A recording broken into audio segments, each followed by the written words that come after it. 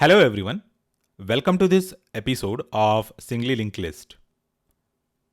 So this is the very first episode of the entire series, and I'm going to have multiple series in order to explain each and every data structure in detail using Python programming language and other programming languages too. So in case you haven't subscribed to my YouTube channel, you can go ahead and subscribe to my YouTube channel now in order to always stay updated about all the programming videos that I upload on this YouTube channel. In case you are looking forward for downloading the code bundle for this entire series, you can check the description section of this video. And I have already uploaded all that code bundle on the GitHub repository, and I have mentioned the name of that GitHub repository in the description section down below. So please do check it out. Now the concept of this entire series is, as such, I'm going to explain you each and every aspect of a particular data structure, and every video is going to be of 5 to 10 minutes covering a single aspect of that particular data structure. So in this video, we are going to cover singly linked list, and I'm specifically going to cover how to create that singly linked list, and that's it. So in the next video, we are going to check the traversal algorithm. So let us get started. So this is the singly linked list. It is also known as with generic name linked list, but when we say linked list, there is actually a capacity or there is a possibility of confusion. This is because there are multiple types of linked lists. So this one is the singly linked list. Then there is doubly linked list, and we also have circular linked list. Now this is non-circular singly linked list. As you can see, a list is a linear data structure and a singly linked list is also a linear data structure. So it is known as linked list because it is made of constituent data items known as nodes. Now these nodes, they have got two parts. The first part stores the data related to anything. Okay, it could actually store any sort of data. There are a lot of applications of linked lists, and I am going to write a lot of code in this entire series to cover the applications of those data structures also. Okay, so the list could store any sort of data. It could store numeric data. It can even have float data or some sort of complex number, or it can even have character data.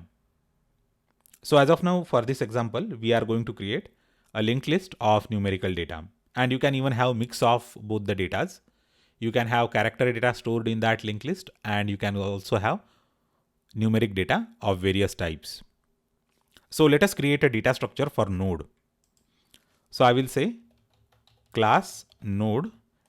We know that it has got two parts. So I will say def and init. And self data. And self dot data equals to data. And self dot next equals to none.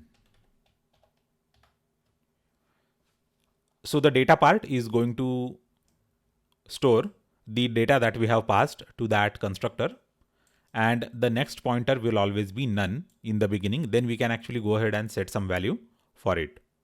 So we are going to see all these things. Now let us create a class for linked lists. So class linked list, and let me say def init self dot head equals to none. That's it. So we are defining a head node that is going to point to the very first node of this linked list. So this is the very first node of the linked list. Now we are going to write the driver program that is going to create the objects, and it is going to create this linked list. So let me run this code. We won't see any output because there is no output. We have just created the classes. We have just defined them. That's it. And the memory will have the definition of these classes. Okay. I will now say list this is the variable for linked list. Linked list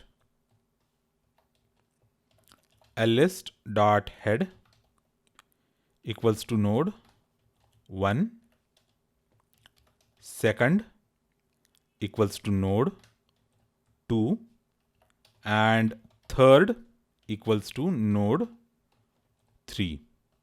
So here I'm creating a node and assigning that node to the head for the linked list variable, and then we are assigning this node to a variable known as second, and similarly we are doing the same thing for another node that has the data 3. Now I have to set the next pointers of the node 1 and node 2.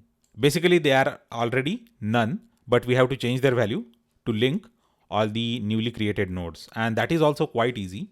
I will just say list dot head dot next equals to second, and similarly second